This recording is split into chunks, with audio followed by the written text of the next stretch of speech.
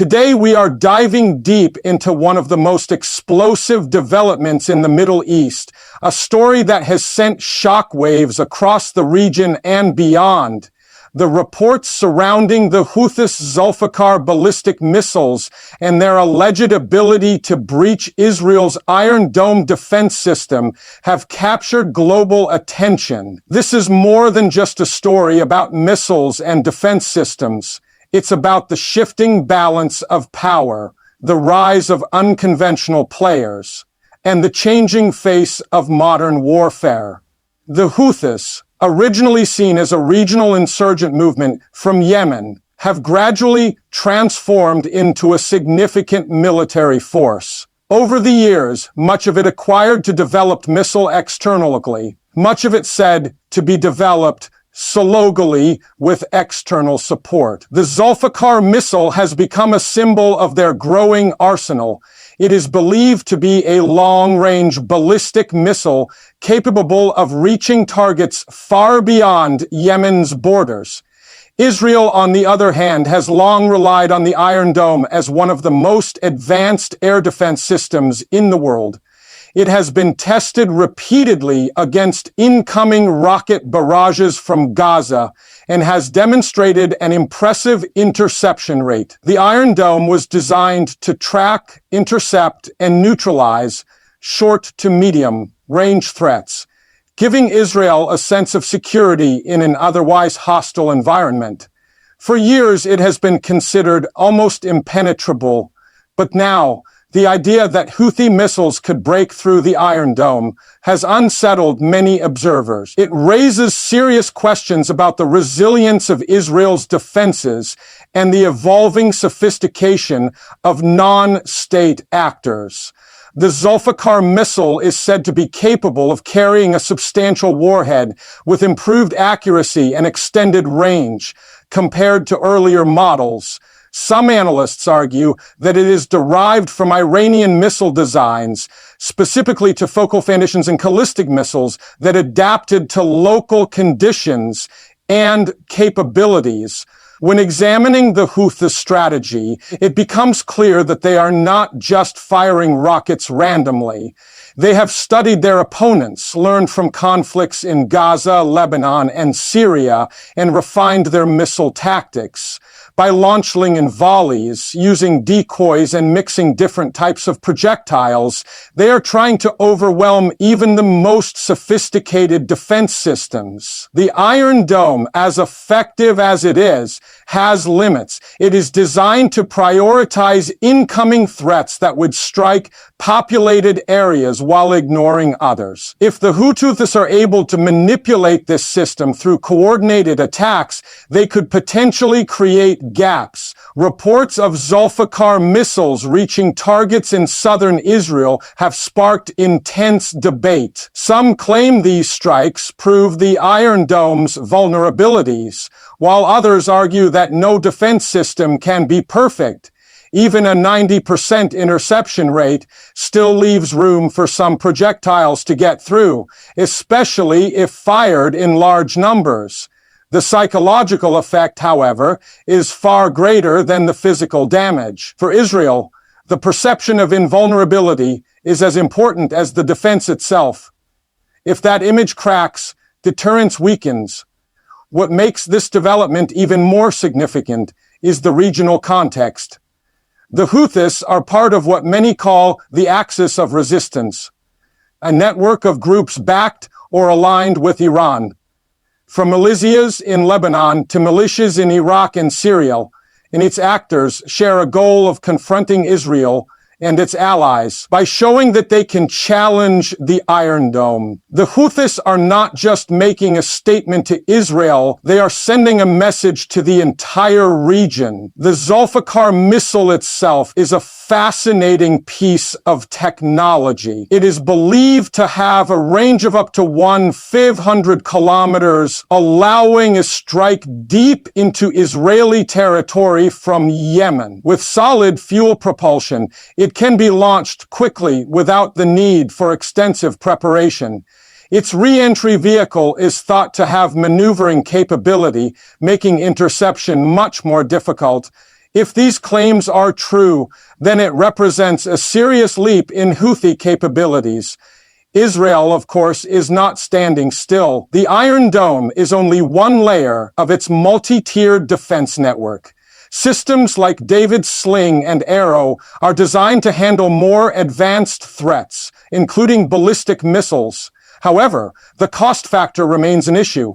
While a single interceptor missile can cost tens of thousands of dollars or more, a cheap projectile fired by the Houthis might only cost a fraction. This cost imbalance is part of what makes asymmetric warfare so effective. Beyond the military analysis, the psychological warfare aspect is critical. The Houthis thrive on symbolism. By claiming to strike Israel, they gain credibility among their supporters and position themselves as defenders of the Palestinian cause.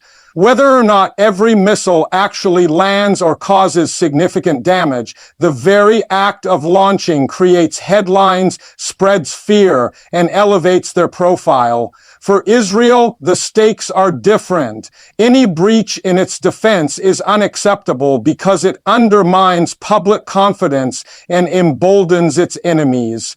That is why the Israeli military invests so heavily it's upgrading and adapting its defenses. Each time an adversary finds a new method of attack, Israel responds with new layers of protection. Yet this cat and mouse game is costly, draining resources over time. The role of Iran cannot be ignored. Tehran has long been accused of providing technological know-how, training, and even components to the Houthis. If Zulfiqar missiles are indeed Iranian derivatives, it highlights Iran's ability to project power indirectly. By empowering groups like the Houthis, Iran can threaten Israel without direct confrontation.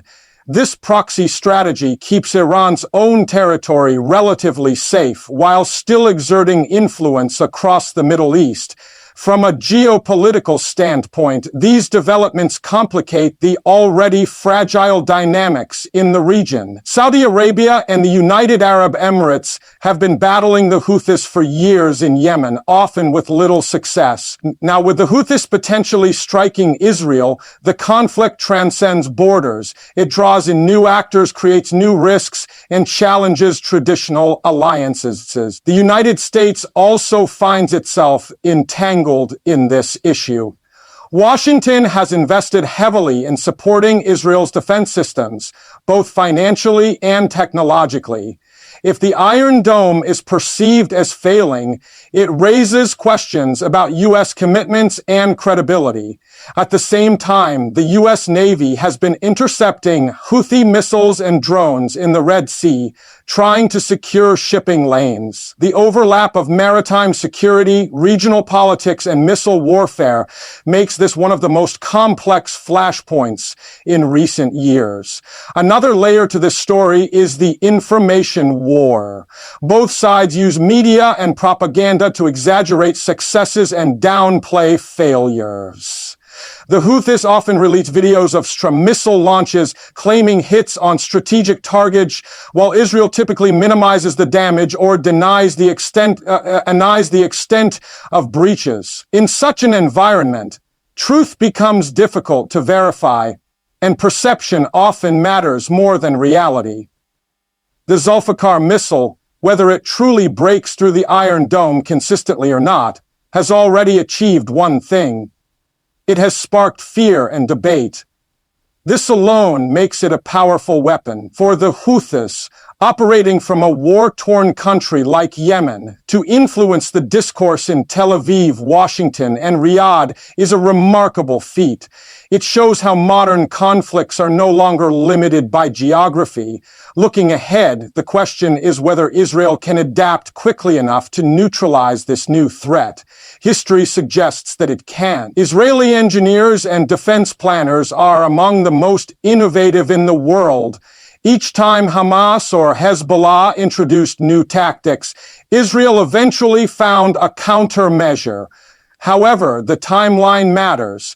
If the Houthis can sustain pressure and keep launching Zulfiqar missiles, Even sporadically, they can disrupt Israel's sense of security.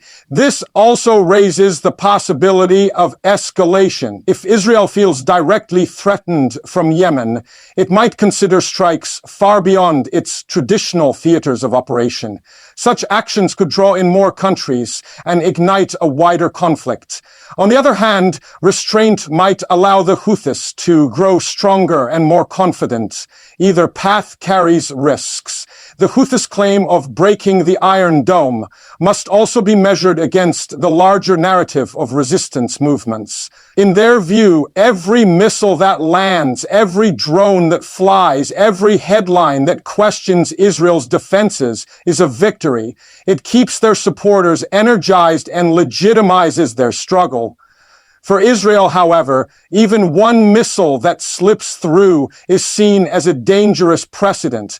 The technological race is not just about missiles and interceptors. Cyber warfare, electronic jamming, and artificial intelligence all play roles in modern defense. If the Houthis are receiving advanced guidance systems, it may indicate a level of sophistication that far exceeds what most expected from them a few years ago.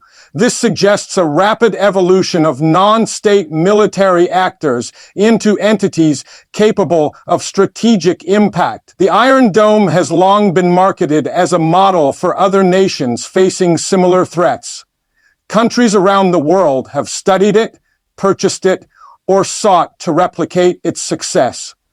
If it now appears vulnerable to relatively low-cost missiles like the Zulfiqar, it might cause other nations to rethink their own defense investments. It also feeds into the ongoing debate about the future of missile defense in general.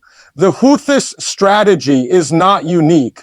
Overwhelming defense systems with volume is a tactic seen throughout history. What is different today is the technology available to insurgent groups. Precision guidance, longer ranges, and improved warheads are no longer exclusive to superpowers. They are spreading across the globe, often through covert networks. This democratization of missile technology is one of the defining features of 21st century warfare. In the end, the Houthis versus Israel conflict is not just about Yemen or Gaza or even the Iron Dome. It is about the shifting global order where smaller players can challenge larger powers using asymmetric tools. It is about the resilience of states under pressure and the creativity of groups fighting from the margins. The Zulfiqar missile, whether myth or reality, embodies this shift. As the story develops, one thing is certain: the days of one-sided dominance in missile defense are over. Every system has a weakness, and every weakness will eventually be exploited. The Houthis have proven that even from a battered country, they can reach the global stage. For Israel, it is a reminder that security is never absolute. The coming months will likely see further tests, further clashes, and further debates. Each missile launched, each interception attempted, each claim and counterclaim will add layers to this evolving narrative. What began as a local conflict in Yemen has now stretched into a confrontation with global implications. So while analysts debate the technical specifications of the Zulfiqar or the interception rate of the Iron Dome, the larger story is about perception, power, and persistence. The Houthis have entered the conversation as players capable of altering the equation. Israel, meanwhile, must once again adapt, innovate, and defend its people against an ever-changing threat. And as always in the Middle East, nothing happens in isolation.